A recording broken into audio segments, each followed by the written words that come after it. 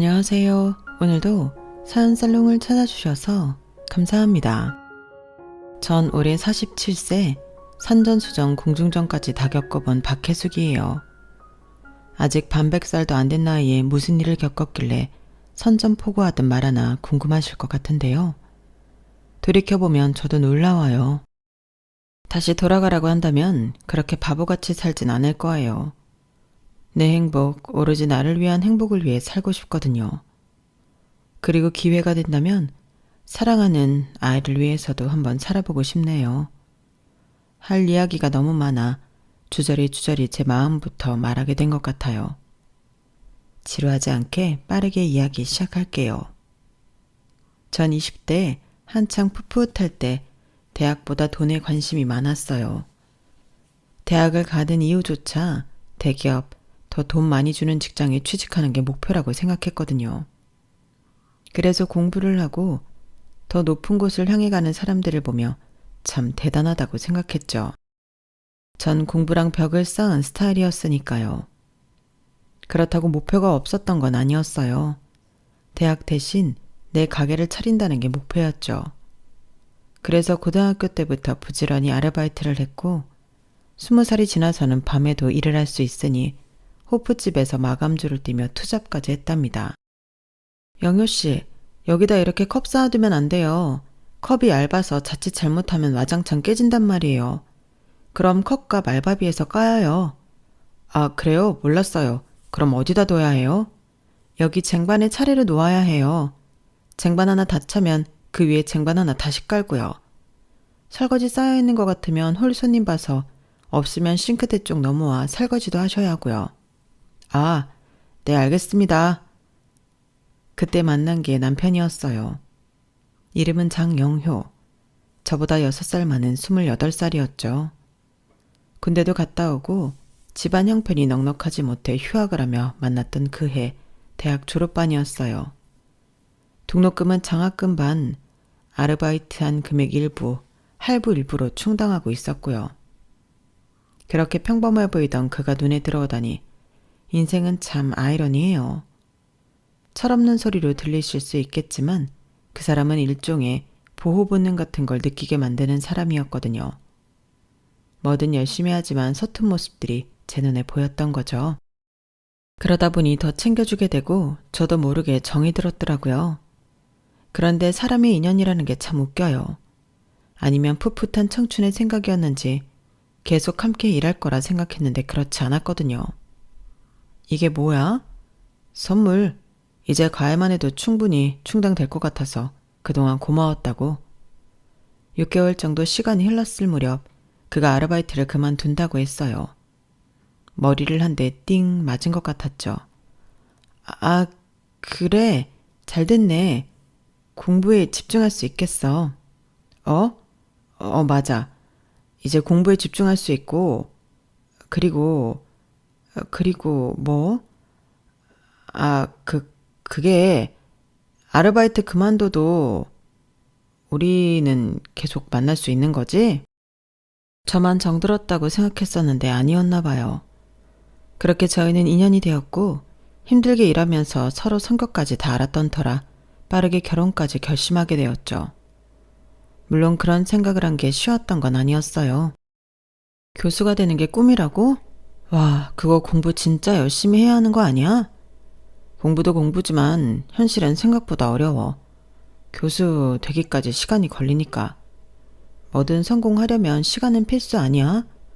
그 정도 각오도 없이 뭘 할 수 있겠어. 그래도 그런 꿈이 있다는 게 멋지다. 꿈은 꿈일 뿐이지 내 현실은 그렇지 못하니까. 뭐야, 시간이 오래 걸린다고 시작도 안 하고 포기하는 거야? 시간만 걸리는 게 아니라 돈도 많이 필요하거든. 계속 배워야 하고. 교수 될 때까지 안정적인 직장도 아니니 벌이도 없고 다른 일을 병행하면서 할 수 있는 것도 아니니 꿈은 꿈대로 남겨둬야지. 그런 게 어딨어. 세상의 대부분 사람들은 꿈도 못 꾸고 죽을 때까지 꿈을 찾지도 못하는데. 해. 하고 싶으면 하라고. 말이라도 고맙다. 우리 엄만 교수는 무슨 교수냐고. 교수하기 전에 굶어 죽겠다고. 지원해 주시는 것도 아니면서 죽는 소리부터 하시는데 그래도 우리 혜숙이는 다르네.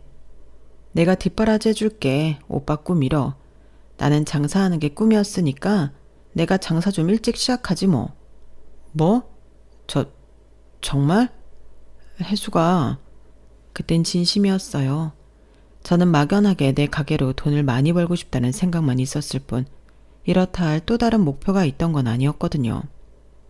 하지만 그 사람 꿈을 들으니 투자할 만한 가치가 있다는 생각이 들더라고요.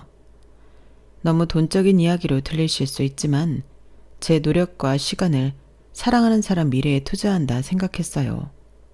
아깝지 않았고 그렇게라도 해줄 수 있으니 다행이라고 그땐 철없이 그렇게 믿었죠. 그렇다고 환영받는 결혼을 했던 것도 아니었어요.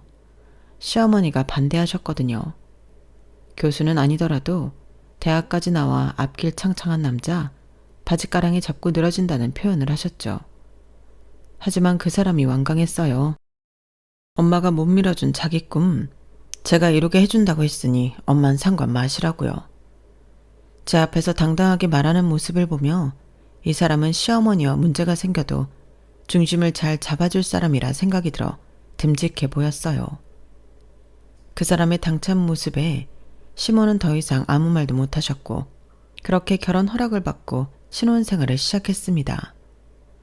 벌써 나가는 거야? 지금 나가서 김밥 말아야 해. 아침에 출근하는 사람들한테 팔 수 있거든. 나 때문에 깼어? 더 자. 아침에 일어나면 가게 나와서 김밥 가지고 학교 가고. 알았지? 그럴게. 항상 고마워, 혜수가. 신혼집은 오피스텔로 가정 가구를 별도로 구매하지 않고 다이소에서 간단한 그릇 몇 개와 필요한 것들만 구입했어요. 그리고 저와 남편이 모았던 돈으로 유동 인구가 많은 역 앞 작은 가게를 얻었죠. 작아서 가게 안에 테이블은 딱 2개였지만 월세가 꽤 많았어요. 그만큼 잘하면 손에 안 볼 수 있다는 생각에 포장하기 쉬운 김밥을 메뉴로 택했죠. 계란 폭탄 김밥 10줄이요? 네, 1시간까지 해놓을게요. 제가 고심해서 만든 김밥은 계란이 반 이상을 차지하는 김밥이었어요. 지금이야 흔하게 볼 수 있는 메뉴지만 10여 년 전만 해도 감히 제가 최초라고 말할 수 있을 정도로 집중받기 좋았죠. 덕분에 석 달도 안 돼 가게에 김밥 싸는 사람만 3명 고용할 정도로 장사가 잘 되었어요. 잘 되는 만큼 저는 새벽부터 일어나 저녁 늦게 문 닫을 때까지 계란 지단을 붙이고 야채를 썰며 재료가 떨어지지 않도록 관리해야 했죠. 힘이 들어도 행복하고 즐거웠던 시간이었어요. 노력하는 만큼 장사가 잘 되었고 남편도 대학원을 거쳐 시간 강사나 학회 활동을 하며 커리어를 쌓아갔으니까요. 그렇게 정신없이 흐르는 시간 속에 단 하나 뜻대로 안 되는 게 있다면 바로 아이였어요. 무심한 삼신할매는 저에게 아이를 허락하지 않더라고요. 그렇다고 아예 임신이 안 되었던 것도 아니었네요. 오히려 그게 아니라 더 속상했지만요. 선생님, 이번에도 안 됐나요? 뭐라고 드릴 말씀이 없네요. 안타깝지만 심장박동이 멈춘 상태예요. 이미 3번째라. 그럼 어떻게 해야 해요? 제가 뭘 하면 될까요? 이러다 습관성이 되면. 저희도 그게 걱정인데 아무래도 지금 하시는 일이 몸에 무리를 가하게 한 게 아닌가 싶어요. 안정권에 접어들었다고 생각했는데 그 이상을 넘기질 못하니 일을 그만둘 순 없어요. 다른 방법이 없을까요? 죄송합니다. 지금 상태로는 권하고 싶지 않아요. 몸도 몸이지만 이미 마음도 지치고 계시잖아요. 충분히 회복하신 다음에 마음도 몸도 편해지면 아이도 안정적으로 정착할 수 있을 거예요. 더 이상 의사 선생님의 말이 귀에 들리지 않았어요. 찾아왔던 천사가 무려 3번째였지만 하루 종일 새벽부터 서서 일하고 무거운 것을 옮기는 일들이 많다 보니 못난 엄마 몸에서 견디기 힘들었던 거겠죠. 3번째 유산을 확인하고 집으로 돌아오는 길 남편에게 말하려는데 입이 떨어지지 않았어요. 남편 역시 아이를 간절하게 원하고 있었으니까요. 무슨 일 있었어? 왜 이렇게 표정이 어두워? 그러다 우리 아기 놀라겠다. 오늘도 힘들었지? 이리 와 앉아. 내가 다리 주물러 줄게. 괜찮아. 괜찮긴 뭐가 괜찮아. 얼굴이 피곤한 기색인데. 나 오늘 강의 많이 없었어. 안 힘들어. 이리 와. 어깨도 주물러 줄게. 아니야. 안 그래도 돼. 아이, 이제 없어. 그게 무슨 소리야? 아침에도 있던 아이가. 왜? 설마 뚜야? 남편의 또라는 말에 참았던 눈물이 흐르고 말았죠. 울지 마. 괜찮아. 그렇게 떠날 아이는 건강하지 않은 거래. 그렇게 생각하자. 응? 우리 아이가 아니었던 거라고. 엄마가 못나서 견디지 못하고 떠난 걸 거야. 그런 말이 어딨어. 우리가 얼마나 간절히 원하는데. 내가 미안해. 내가 돈만 제대로 벌어왔어도 당신이 힘들게 일하면서 이런 일 겪지 않아도 되었을 텐데. 그렇게 말하지 마. 당신의 꿈은 이제 내 꿈이기도 해. 우리가 원해서 하는 거잖아. 당신도 열심히 하고 있는 거 나도 알아. 조금만 더 기다려줘. 내가 꼭 교수 돼서 당신 편하게 해줄게. 그날 밤 우린 두 손을 꼭 잡고 서로를 위로했어요. 몸도 마음도 지쳐 있었지만 남편의 꿈이 현실이 되면 이 고생도 끝날 거라는 믿음이었죠. 거기에 천사 같은 아이까지 더해진다면 인생 2막, 남들보다 조금 더 일찍 행복하고 여유있게 살자는 청사진을 꿈꾸며 그렇게 마음을 다잡았어요. 그렇게 믿음으로 버틴 게 15년이 지나가고 있었죠. 다람쥐 쳇바퀴 돌리듯 같은 일상의 반복이었지만 더 나은 미래를 생각했기에 버틸 수 있던 시간이었던 것 같아요. 혜수가! 그러던 어느 날 출근한 지 몇 시간 지나지 않아 남편이 가게로 뛰어들어오며 제 이름을 불렀을 때 김밥 싸던 손을 멈추고 말았죠. 심상치 않은 목소리였거든요. 한 번도 듣지 못하는 떨리는 그 목소리, 흥분한 그 목소리에 저도 모르게 기대감부터 들었네요. 오늘 강의 있다고 했잖아. 왜 벌써 왔어? 무슨 일이라도 생긴 거야? 됐다고. 드디어 정교수 임용 확정이야. 손에 들고 있던 계란말이가 바닥에 떨어지는 것도 모르고 멍하니 서 있었어요. 뭔가 꿈을 꾸는 것 같았거든요. 점심시간 전이라 정신없고 바빴는데 저만 시간이 멈춘 것 같았죠. 정말 꿈이 아닐까 싶어 눈을 깜빡이고 있었을 뿐이에요. 혜수가! 이거 꿈 아니지? 꿈 아니야, 진짜야. 자, 봐봐. 오늘 아침에 정식 통보 받았어. 여기 보라고, 여기에 적혀있잖아. 남편이 흔들어 보이는 공문서를 보는 순간 눈물이 핑 돌았어요. 무려 15년이었어요. 25세 결혼해 지금까지 제 모든 청춘을 바쳐 아이도 포기하고 남편 뒷바라지를 위해 달렸던 시간들이 주마등처럼 스쳐 지나갔죠. 제 장사를 하고 싶었지만 남편 뒷바라지가 아니었다면 이렇게 일을 악착같이 물고 할 필요가 없었으니까요. 새벽 4시에 일어나 재료 손질하고 밤 10시에 문 닫을 때까지 쉴 틈 없이 달려온 모든 세월이 드디어 보상을 받는 것 같았습니다. 드디어 해냈어. 정말 해냈어. 그래, 우리가 진짜 해냈다고. 그래, 우리가 해냈어. 너 아니었으면 불가능했을 거야. 정말 고마워. 내가 앞으로 잘할게. 남편이 저를 꼭 끌어안으며 눈물을 흘렸어요. 주변에선 박수를 치며 저희를 축하해줬고요. 저도 참았던 눈물이 터져 나오더라고요. 그동안 얼마나 힘들었는지, 얼마나 간절했는지 모든 감정들이 한꺼번에 쏟아져 나온 거죠. 그날 밤 집에서 둘이 맥주 한 캔씩 따놓고 조용히 축배를 들었어요. 어때? 교수 마누라 된 거? 글쎄, 아직 실감이 안 나는데? 나도 내 눈에 아직도 넌 15년 전 그대로인데, 호프집에서 아르바이트하는 그때 그 모습 그대로인데 손은 거칠어지고 미안해. 뭐야 좋은 날. 왜 옛날 얘기가 나와? 이제 우리 앞으로 미래만 생각하자. 이제 뭐 하면 되지? 뭐 하긴. 이제 가게 정리하고 네 건강부터 챙기자. 아이 문제도 여유 있게 다시 도전해보고 스트레스 받지 말고 천천히. 가게?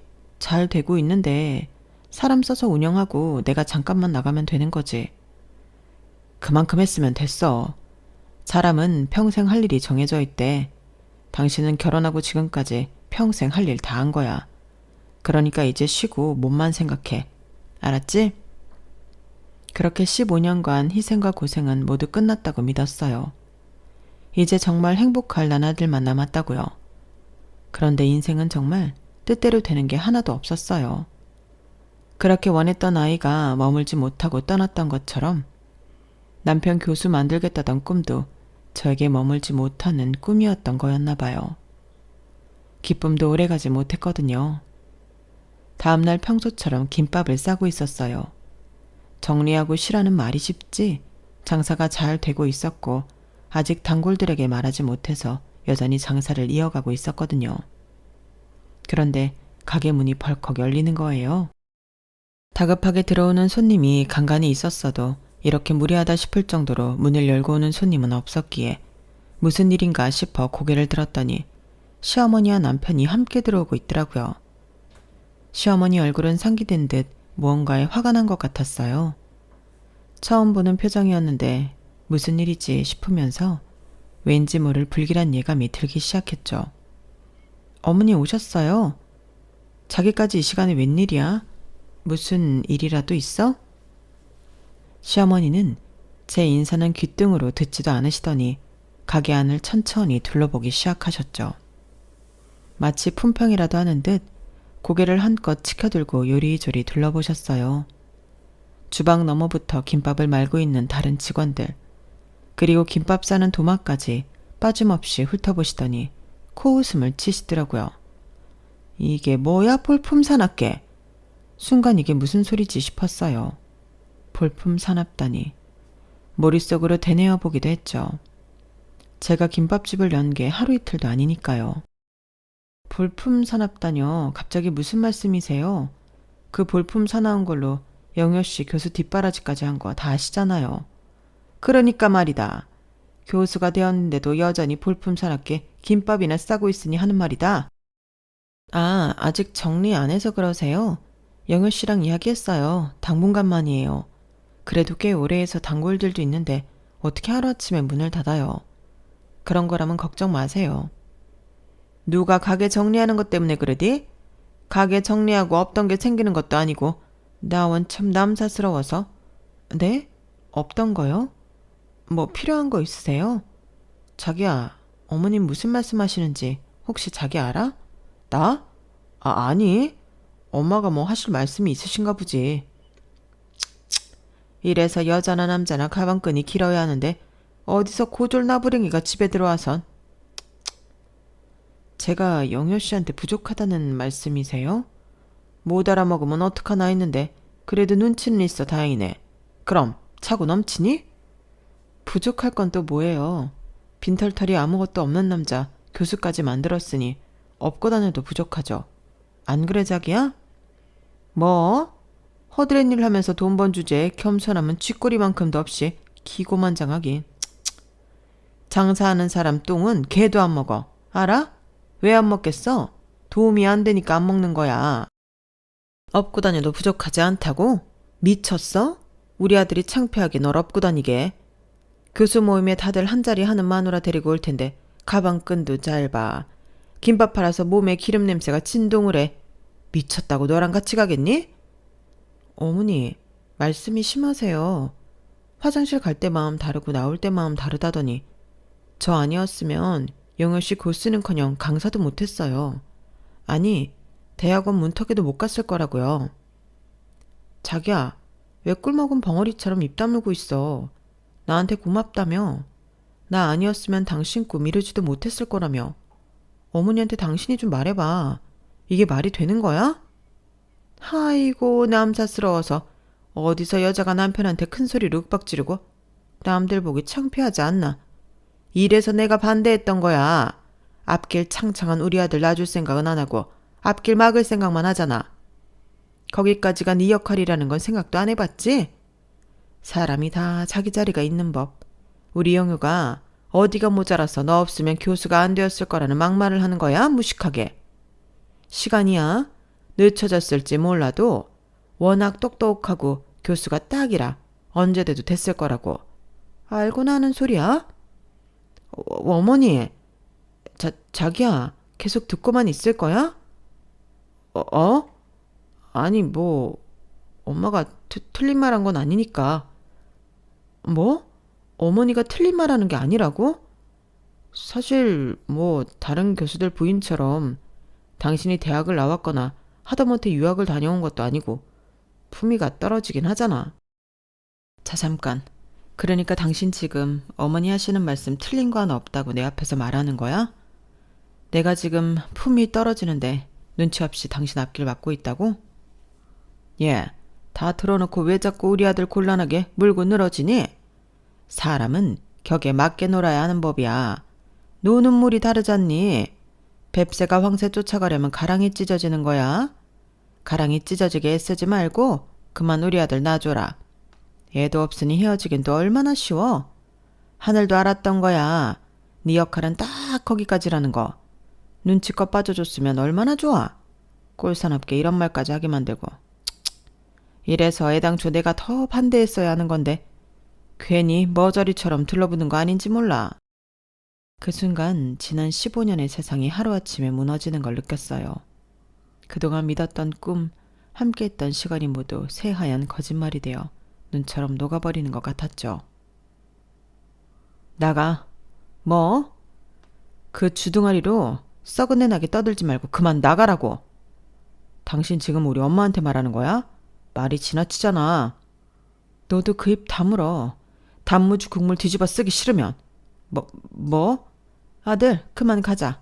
말하는 거 보니까 꼴에 자존심은 있어서 물고 늘어지지 않겠네. 그 소리에 단무지 통을 손에 집어들었어요. 쏟아버릴 기세였죠. 그런데 제 움직임을 눈치챘는지 시어머니가 남편 손을 잡고 빠르게 가게 문을 빠져나가더라고요. 재수가 없으려니까. 고시래. 그 모습을 모두 다 지켜봤던 직원 하나가 재빠르게 시어머니랑 남편을 뒤쫓아나가 소금 한 바가지를 뿌리더라고요. 그 모습을 지켜만 볼 뿐 다리에 힘이 풀려 그 자리에 주저앉고 말았어요. 사장님, 괜찮아요? 여기 물 한 잔 시원하게 들이켜요. 사장님이 뭐가 아쉬워서 저런 버러지만도 못한 연놈들한테 그런 소리를 들어요. 똥차 가면 벤츠 온다는데 똥차만도 못하고만. 직원들은 저를 위로한답시고 이런저런 말들을 하고 있었지만 제 귀엔 하나도 들리지 않았어요. 온몸이 사시나무 떨듯 떨리기 시작했거든요. 하지만 이상하게 눈물은 나오지 않았죠. 대신 머릿속은 차갑게 하나 둘 정리되기 시작했어요. 직원들에게 가게 마무리까지 부탁한다는 말을 남기고 가게를 나와 변호사 사무실로 향했죠. 이혼하고 싶어요. 더 이상 같은 공간에 있을 수 없다고 생각한 전 빠르게 이혼 절차를 밟기 시작했어요. 집, 가게 모두 제 명이었고 남편은 이제 막 교수를 임명받아 실질적으로 살림에 보탬이 된 게 단 1%도 없었어요. 재산 분할할 것도 없었고 오히려 위자료를 요구하면 받을 수 있는 위치였죠. 이혼 사연은 남편에게 있었으니까요. 하지만 그렇게 한다면 저에게 주는 단 한 푼이 아깝다고 합의 이혼이 어려울지 모른다고 변호사가 조언해줬어요. 그래서 살짝 고민도 했죠. 더러운 돈 받는 게 복수일까? 어떻게든 악착같이 성공하는 게 복수일까? 저에게 몇 날 며칠을 묻고 답하며 후회 없는 선택을 하려고 고민했던 것 같아요. 의외로 답은 간단했어요. 돈을 받는 이상 저는 그들의 그늘 아래서 벗어나기 어렵다는 생각이 들었거든요.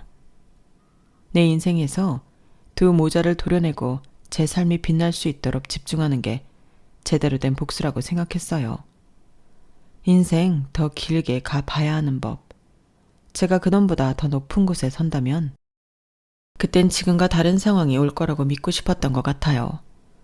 그게 그 순간 저를 깊은 구렁텅이에서 빼내줄 유일한 동아줄 같은 희망이었으니까요. 생각했던 것처럼 이혼은 쉽게 성사됐어요. 허무하더라고요. 서로 얽매이고 싶지 않은 관계, 그게 제 15년 결혼 생활의 결말이었죠. 하지만 전 그때부터가 진짜 시작이라고 생각했어요. 모든 게 무너진 후라 다시 일어서야 했으니까요. 사장님, 정말 괜찮으시겠어요? 들어가 좀 쉬세요. 요즘 너무 무리하시는 것 같은데. 직원이 걱정스러운 표정으로 물었죠. 거의 가게에서 살다시피 했거든요.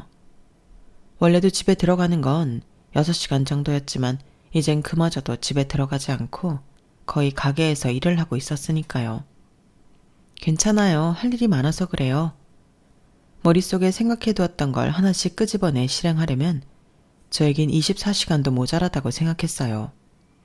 하지만 사실 몸은 괜찮지 않았죠. 20대 한창 시절부터 무리해서 달려온 터라 하나 둘 몸이 힘들어한다는 걸 느끼고 있었거든요. 하지만 멈출 수가 없었어요. 남 좋으라고 살았던 15년의 시간, 이제 온전히 저를 위해 살아야 하는 시간인데 여기서 멈추면 억울하잖아요.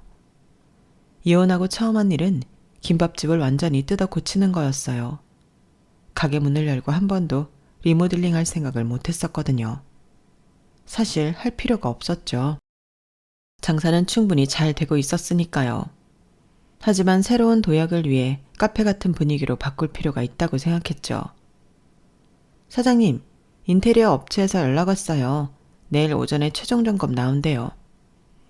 네, 알겠어요. 그리고 브랜드 로고 디자인, 직원들 투표는 끝났어요? 네, 사장님이 말씀하신 대로 투표해서 업체 측에 보냈어요. 오후에 최종 시안 가지고 오신댔으니까 보고 결정하시면 될 것 같아요. 단 하나로 시작했던 작은 김밥집, 이제 확장할 때가 된 것 같았어요. 건강한 김밥을 생각해 만들었던 만큼 시대가 변하면서 고객층의 선호도가 바뀌고 김밥도 다양한 변화를 시도하는 방향으로 흘러갔거든요. 그에 따라 선두주자로 나섰던 만큼 체인점을 내자는 제의가 몇 번 왔었어요. 하지만 고사했죠.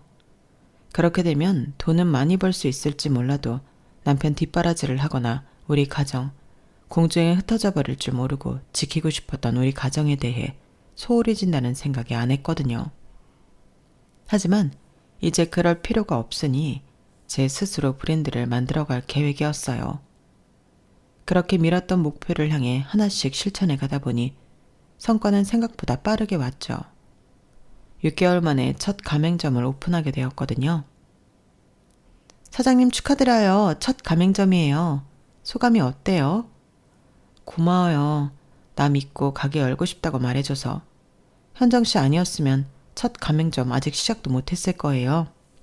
저도 고마워요. 저 믿고 지원해 주셔서요. 장사 잘 되는 거 그동안 직원으로 일했으니 누구보다 잘 알죠. 목돈 없어서 지나칠 뻔했는데 사장님이 은행 이자보다 싸게 지원해 주신다니 저야 마다할 이유 없잖아요. 우리 열심히 잘해봐요. 현정 씨 가게가 잘 되면 연달아 가맹점 문의도 들어올 거고 내가 혼자 운영하기 힘들면 현정 씨가 본사에 들어와서 일해줘야 해요. 알았죠? 다들 무모하다고 했죠. 누군가의 도움 없이 해내지 못할 거라고요. 무엇보다 체인이 많은데 김밥집 체인 또 누가 하냐는 말들도 있었지만 저는 확신했어요. 15년 동안 새벽부터 밤까지 김밥만 말아온 제가 다양한 사람들을 만나며 저희 김밥만의 특별함을 알았으니까요. 보완해 새로운 메뉴도 개발했으니 충분히 승산이 있다고 말이에요. 그렇게 2년 만에 가맹점 20개를 돌파했어요. 속도는 생각보다 느렸지만 꾸준히 문의가 들어왔고 저와 함께 일하며 합을 맞춰가는 과정을 꼭 지켰어요. 적어도 50개를 오픈할 때까지는 초심과 동일한 마음을 가진 사장님들이 오래도록 함께 했으면 하는 바람이 있었으니까요. 그렇게 시간이 흐르다 보니 유튜브 창업 관련 채널에서 방송 출연 제의도 받게 되더라고요. 진심이요. 김밥 하나하나에 정성을 담거든요. 내 가족, 내가 먹을 거라고 생각하면서요. 그리고 또 하나, 절대 포기하지 않는 거요. 그렇게 하나씩 잃어가면서 제 자존심도 회복되기 시작했어요.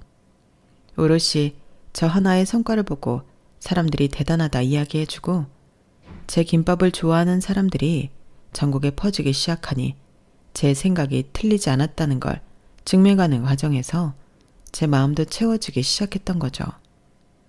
그쯤 돼선 복수에 대한 느낌도 희미해지는 것 같았어요.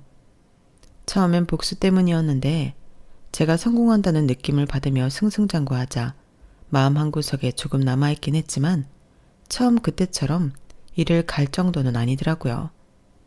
사람 감정이 참 신기하다 생각했어요.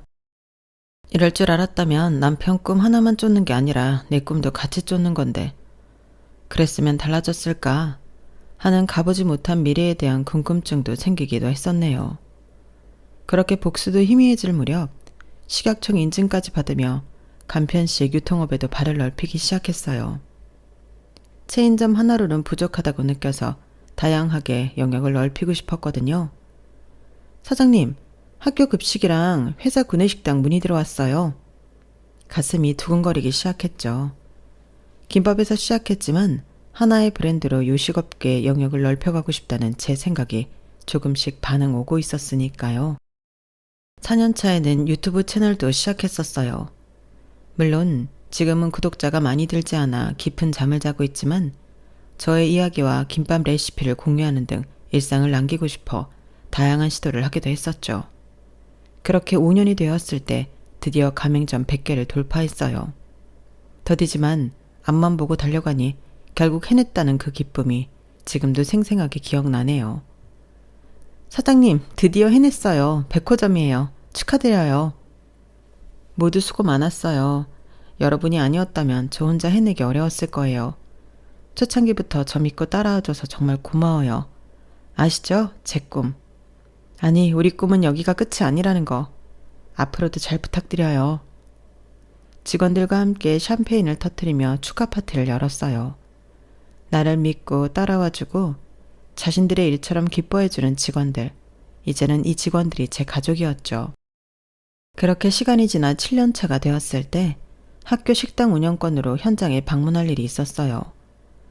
사실 대학 식당 진출은 조금 다른 계기로 시작되었죠. 기존 가맹점주 중 한 분이 대학 근처에서 장사를 하시다가 제안 주신 거였어요. 사장님, 우리 학교 식당 한번 도전해 보시면 어떨까요? 학생들이 저희 김밥을 너무 좋아해서요. 특히 계란폭탄 김밥은 매일 매진이에요. 처음엔 망설였죠. 대학 식당은 일반 가맹점과는 완연히 다른 영역이었거든요. 입찰 과정도 복잡하고 경쟁 업체들도 만만치 않을 거라는 생각이 들었어요. 대학 식당이요? 그거 복잡하지 않나요? 입찰도 있고 대기업들이랑 경쟁해야 하는 거 아니에요? 맞아요. 하지만 요즘은 학생들 입맛이 많이 바뀌었어요. 획일적인 학식보다는 건강하면서도 맛있고 가격도 합리적인 음식을 원하거든요.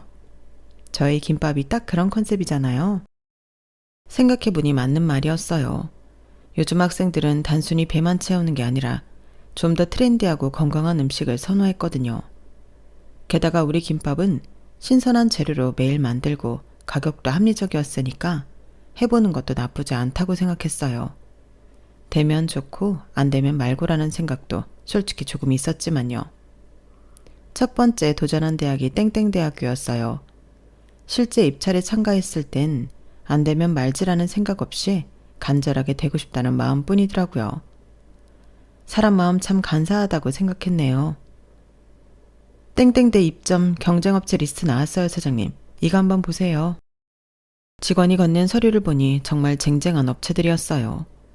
유명 프랜차이즈부터 대기업 계열사까지 제가 아는 브랜드들이 대부분 들어있더라고요. 야, 이거 우리가 경쟁력이 있을까요? 이런 큰 업체들이랑 결혼다고 생각하니까 좀 무섭네요. 있어요, 사장님. 대기업들은 매뉴얼대로만 하지만 우리는 현장 맞춤형이잖아요. 학생들 의견 들어서 바로바로 방영할 수 있고 메뉴도 유연하게 바꿀 수 있어요. 맞아요. 그리고 무엇보다 우리는 정말 정성스럽게 만들거든요. 엄마가 직접 해준다는 마음으로 다가간다면 분명 차별성이 확보될 거예요. 입찰 준비하면서 정말 밤낮 없이 일했어요.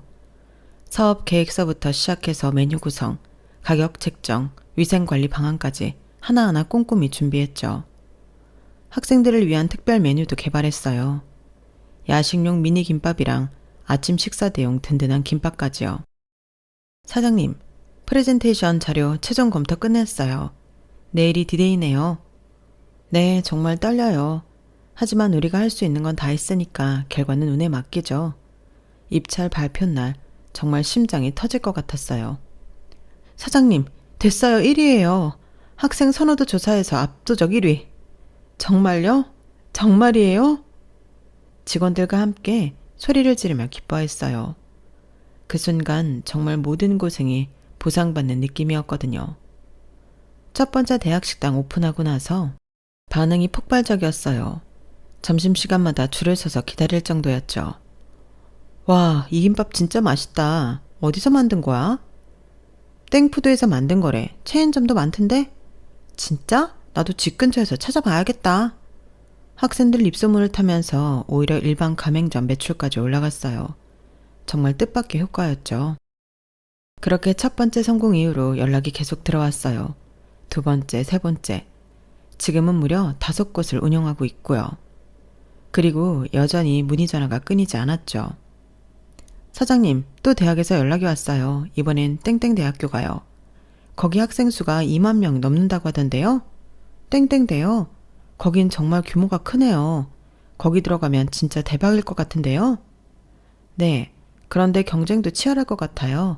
이미 입점해 있는 업체들도 많고. 괜찮아요. 우리만의 강점이 분명히 있으니까 자신 있게 도전해봐요. 그리고 계속 문의 오니까 꼭 그것이 아니더라도 계속 늘려갈 수 있을 거예요. 너무 걱정 마요. 그래서 그날도 현장 미팅을 위해 땡땡대학교에 방문한 거였어요. 이제는 정말 회사 대표다운 모습을 갖춰야겠다 싶어서 고급 정장에 구두까지 말끔하게 차려입었죠. 회사에서 새로 장만한 승용차를 타고 당당하게 캠퍼스 정문을 통과했어요. 캠퍼스를 걸으면서도 감회가 새롭더라고요. 예전에는 김밥집 사장이라고 무시당했는데 이제는 학교에서 먼저 모셔가는 입장이 된 거잖아요. 어렴풋이 옛날 일이 생각이 나며 피식 웃음이 났어요. 다 잊었다고 생각했는데 이젠 상관없다 생각했는데 아직 마음속엔 응어리가 남아있었던 거죠. 땡푸드 대표님, 직접 와주셔서 정말 감사합니다. 저희가 대표님 브랜드 정말 많이 들어봤어요. 학교 학생처장님이 직접 나와서 반갑게 맞아주셨어요. 감사합니다. 학생들에게 건강하고 맛있는 음식 제공할 수 있는 기회를 주셔서 저희도 정말 기뻐요. 요즘 학생들이 먹거리에 대한 요구 수준이 정말 높아졌어요. 단순히 싸기만 해서는 안 되고 맛도 좋고 건강해야 하거든요. 대표님 브랜드가 딱 그런 컨셉이라서 기대가 큽니다. 회의실에서 진행된 미팅도 정말 순조로웠어요. 메뉴 구성부터 가격, 운영 방안까지 하나하나 설명드렸는데 반응이 너무 좋았거든요. 학생들 설문조사 결과도 나왔는데요. 압도적으로 대표님 브랜드를 원하더라고요. 특히 계란폭탄 김밥이 인기가 정말 높았지만 지금 밀고 계신 시그니처 김밥도 인기고요. 감사합니다. 저희가 정말 정성스럽게 만들거든요. 하나하나 손으로 직접 만들어서 맛이 다를 수밖에 없어요. 미팅을 마치고 나오는데 정말 기분이 좋았어요. 또 하나의 선곡이 눈앞에 보이는 것 같았거든요. 캠퍼스를 걸으며 주차장으로 향하는데 갑자기 누군가 제 이름을 부르더군요. 해숙이? 그 목소리가 너무 익숙해서 돌아봤는데 남편이었어요. 아니, 전 남편이라고 해야겠죠. 그런데 뭔가 이상했어요. 옷차림부터가 완전히 달랐거든요. 예전에 보던 말끔한 교수 차림이 아니라 10년 전쯤 사주었던 점퍼에 운동화를 신고 있었어요. 그리고 손에는 서류가 가득 든 박스를 들고 있었고요. 누구세요? 정말 모르는 사람 보듯이 대답했어요. 순간적으로 나온 말이었지만 진심이었죠. 정말 저와는 상관없는 사람 같았거든요. 나야, 영효. 왜 이래? 그때 마음 상한 거 아직까지 남아있는 거야? 그런가 보네, 모른 척할 정도면. 목소리가 떨리고 있었어요.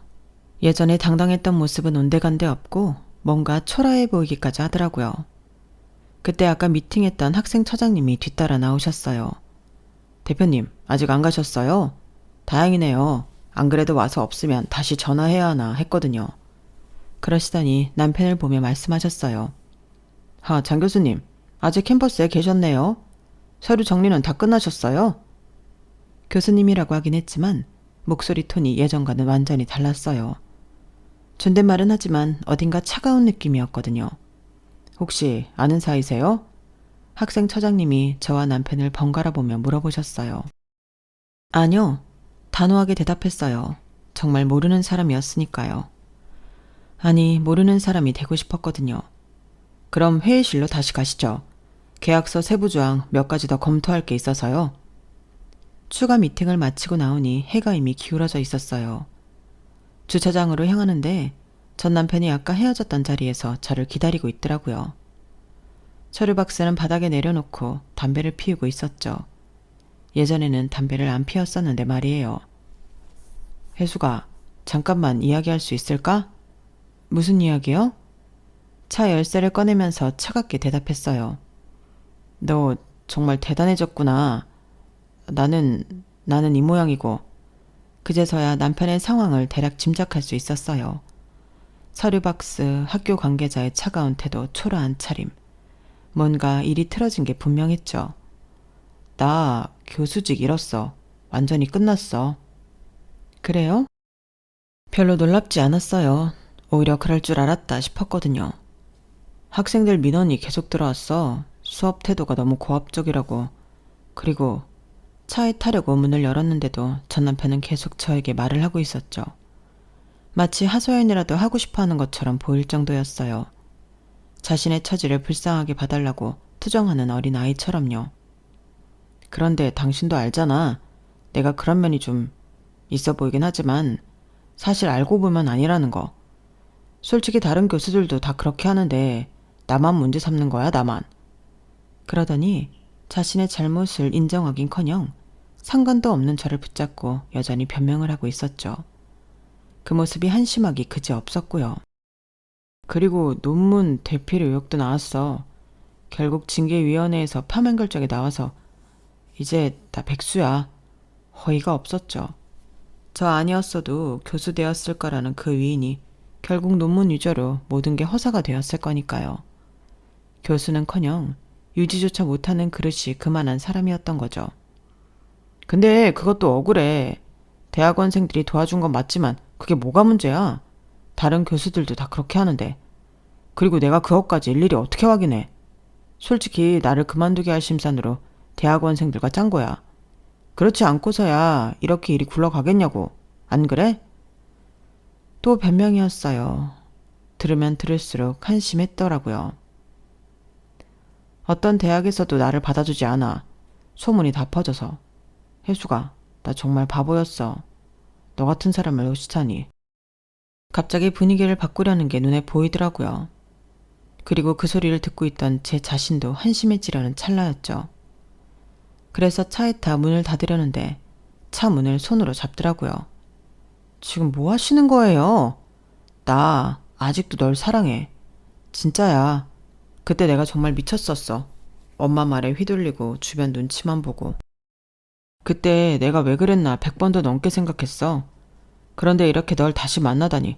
이건 하늘이 주신 기회야. 안 그래? 네가 어떻게 이렇게 잘 나가게 되었는지 모르지만 분명 김밥집 할 때처럼 뭐든 열심히 했겠지. 그렇지? 난 당신 성실한 거 정말 존경해. 나 정말 당신과 헤어지고 매일 후회했어. 이건 운명이야. 우리 다시 시작하자. 어? 순간 웃음이 나왔어요. 진짜 어이없어서요. 잘 나갈 때는 저를 차버리더니 자기가 망하니까 이제 와서 다시 시작하자고요? 7년 전에 나한테 뭐라고 하셨는지 기억 안 나시나 봐요? 그땐 내가 그러고 싶은 게 아니었어. 알잖아, 우리 엄마 성격. 등살에 못 이겨 그랬던 거야. 내 진짜 마음은 아니야. 난 항상 당신한테 고마워했다고. 알잖아.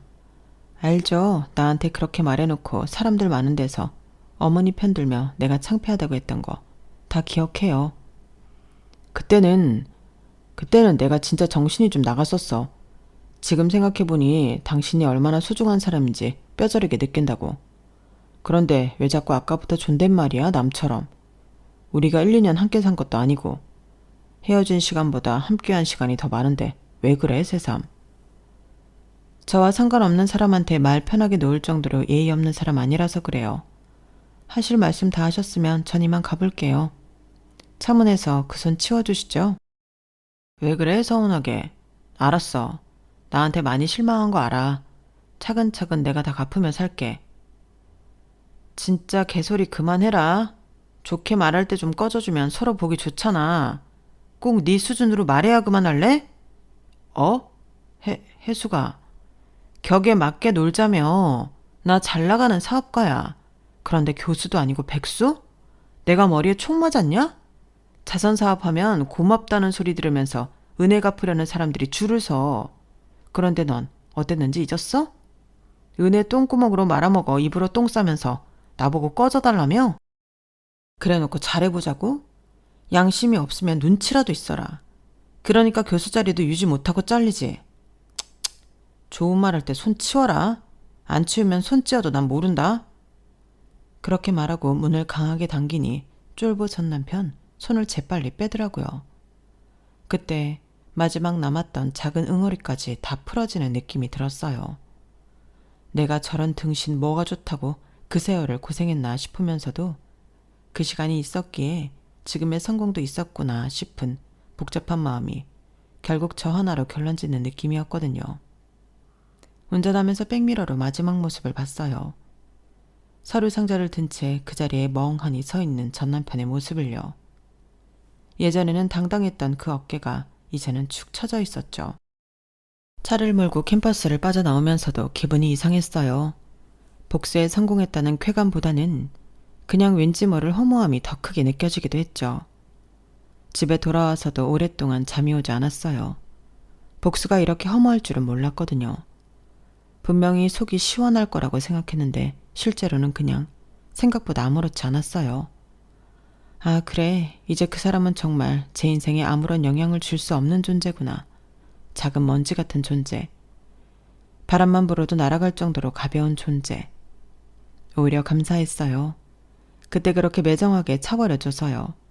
덕분에 진짜 제 인생을 살 수 있게 되었으니까요. 전 이제 더 큰 꿈을 향해 달려가고 있어요. 차근차근 해나가면 분명 이룰 수 있다는 확신이 생겼어요. 제 인생 앞으로 꽃길만 있을 거라고 응원해 주세요. 제 사연은 여기까지입니다. 여러분들의 앞길도 완연한 꽃길이길 바랍니다. 건강하세요. 여러분, 사연 댓글에 응원과 현명한 조언 부탁드려요. 좋아요와 구독은 저에게 큰 힘이 됩니다. 오늘도 좋은 일 가득하세요.